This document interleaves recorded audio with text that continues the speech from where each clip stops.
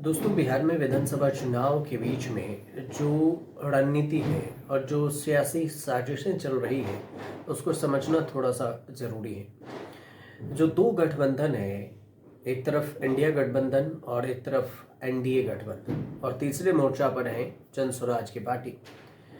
लेकिन इन सब में जो पहले हलचल थे, वो एनडीए गठबंधन में। मतलब चिराग पासवान नाराज थे, उपेंद्र कुशवाहा नाराज थे, कह रहे थे बादलों ने साजिश की है, जहां मेरा आशिया था वहीं पर बारिश की है। लेकिन अब जीतन राम मांझी फिर नाराज हुए तो उन्हें मना लिया गया। फिर जाके नीतीश कुमार पर चर्चा हुई तो उन्हें भी मना लिया गया। लेकिन अब जो बीजेपी को लेकर इंडिया गठबंधन जो चाल चल रही थी, वो अब उल्टा पड़ने लगी है। उल्टा इसलिए कि जिस बीजेपी पर टारगेट कर रही थी, उस बीजेपी ने तो अपने गठबंधन को संभाल कर रखा। कुछ ऊपर कुछ नीचे सीट शेयरिंग को लेकर भी चर्चा हुई, बातचीत हुई, चाहे किसी भी तरह से हो, गठबंधन को मिला लिया ताकि ना कोई बागी हो और ना ही कोई आलतू फालतू बयान जारी हो सके। लेकिन अब मामला फंसा तो इंडिया गठबंधन में। इंडिया गठबंधन में वैसे हो तो गए थे 7 गठबंधन में जो सही दल है। एक तरफ आरजेडी, कांग्रेस, वीआईपी के Mukesh Saini, CPI, CPIML, GMM और सीपीएम, जेएमएम हेमंत सोरेन की पार्टी।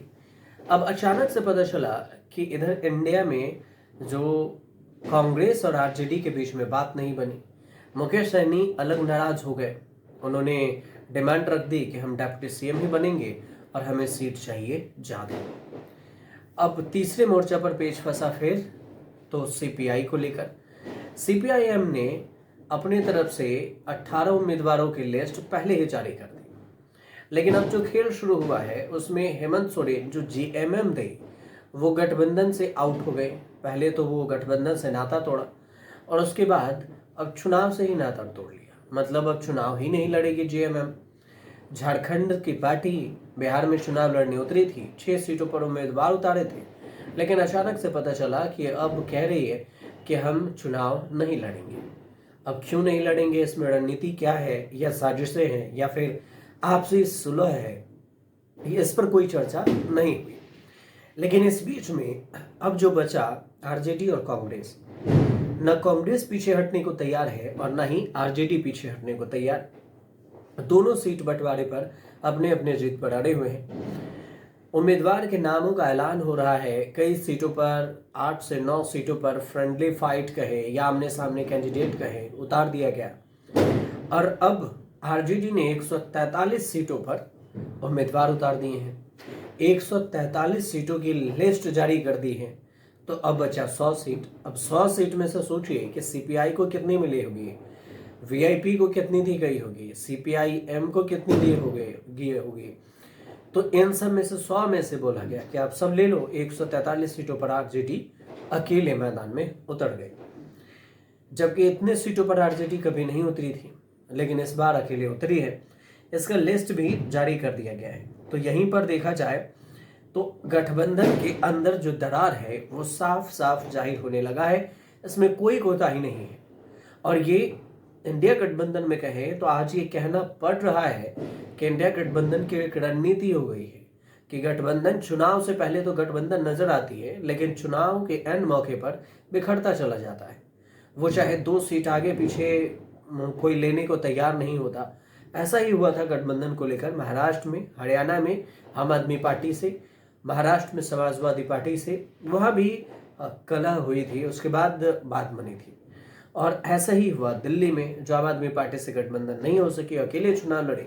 परिणाम तीनों जगह का आपके सामने होगा कि महाराष्ट्र में भी हारी, हरियाणा भी हारी गठबंधन, और फिर दिल्ली भी चुनाव हार गई। और अब बिहार विधानसभा चुनाव से पहले जो गठबंधन में दरारें हैं, इस दरार की भरपाई कैसे होगी या होगी भी या नहीं, ये कहना अभी मुनासिब नहीं होगा। क्योंकि गठबंधन के जो कुछ नेता हैं वो ये कह रहे हैं कि हम गठबंधन में हैं। नारेबाजी हो रही है कि इंडिया गठबंधन हम एक हैं। लेकिन एक हैं तो फिर सीट पर बात क्यों नहीं बनी अब तक, जबकि पहले चरण के नॉमिनेशन फाइल किए जा चुके हैं। पहले चरण के लिए वोटिंग की तारीख 6 नवंबर है और इस बीच में आपके पास समय नहीं या आपके पास कौन से ऐसी मजबूरी है कि आप उस पर गठबंधन फाइनल नहीं कर पाए हैं। अब ये आया है कि महागठबंधन में सीट बंटवारे पर सहमति तो नहीं बनी, लेकिन इस बीच में जो एक चीज है कि मुकाबला सीधे सीधे कहीं पर सीपीआई तो कहीं आरजेडी तो कहीं आरजेडी वर्सेस सीपीआई की लड़ाई शुरू हो गई है।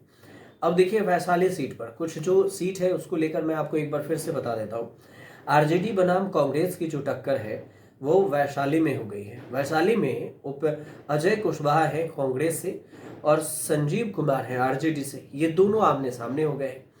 दूसरी जो सीट है वो है सिकंदरा, विनोद चौधरी कांग्रेस से और उदय नारायण चौधरी आरजेडी से, ये भी आमने सामने है।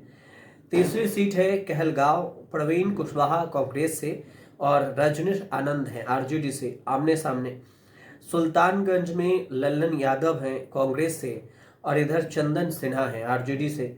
नरकटियागंज में शाश्वत केदार पांडे हैं कांग्रेस से, दीपक आरजेडी से, दीपक यादव। तो ये सीटें हैं आमने सामने की। अब समझिए सीपीआई और कांग्रेस की टक्कर, मतलब बछवाड़ा सीट पर अवधेश कुमार राय सीपीआई से, शिव प्रकाश गरीबदास कांग्रेस से। यहीं पर राजा पाकर जो सीट है मोहित पासवान सीपीआई से और प्रतिमा दास कांग्रेस से। बिहार शरीफ पे खड़े तो शिव कुमार यादव सीपीआई से और उमेर खान कांग्रेस से। तो ये जो लिस्ट आपको हम बता रहे हैं उसमें से समझिए तो 3 तो यही हो गए और 3, 6, 7 और 8 सीट हैं जिसमें Congress versus RJD, Congress versus CPI की लड़ाई सीधे तौर से हो गई है। हालांकि बाद में अपना नामांकन वापस लिया वो कांग्रेस प्रत्याशी हैं इस लिस्ट में, आदित्य कुमार राजा का नाम शामिल था, लेकिन इन्होंने आदित्य कुमार राजा ने बाद में अपना नामांकन वापस ले लिया। लालगंज से भी गठबंधन की तरफ से आरजेडी के नेता शिवानी शुक्ला चुनाव लड़ेंगी। तो ये भी देखिए सीट बंटवारे पर सहमति न बनने की वजह से गठबंधन की जो अंदरूनी कलह है वो खुलकर अब सामने आ रही है। इस मुकाबले का सीधा फायदा विरोधियों को भी मिलेगा। विरोधियों को मौका है कि वो बोलेंगे कि गठबंधन का क्या हुआ। तो यहाँ पर यह भी देखना जरूरी होगा कि आखिर जो सीट पर आमने सामने है उस पर क्या होगा, और इधर बीजेपी हो या फिर जेडीयू हो, इन सब तो यही कहेंगे ना कि आपको गठबंधन टूटा तो फिर आप गठबंधन को नहीं कंट्रोल कर सकते, तो बिहार में सत्ता की बात तो दूर की है। तो बीजेपी को मौका मिला है और बीजेपी मतलब एनडीए गठबंधन को, इंडिया गठबंधन पर अब सीधे वार करने की तैयारी कर लेगी क्योंकि दरारें साफ सामने आ गई है। अब ये भी एक सवाल है कि क्या महागठबंधन में जो दरारें हैं वो खत्म होगी या नहीं होगी, तो इस पर कुछ भी नहीं कहा जा सकता क्योंकि गठबंधन से कुछ भी बातें सामने नहीं आ रही है। अब कुछ आएंगे तो हम आपको जरूर बताएंगे। फिलहाल आपको जानकारी सही लगे तो हमारे चैनल से जुड़िए, सब्सक्राइब कीजिए, शेयर कीजिए, कमेंट जरूर कीजिएगा।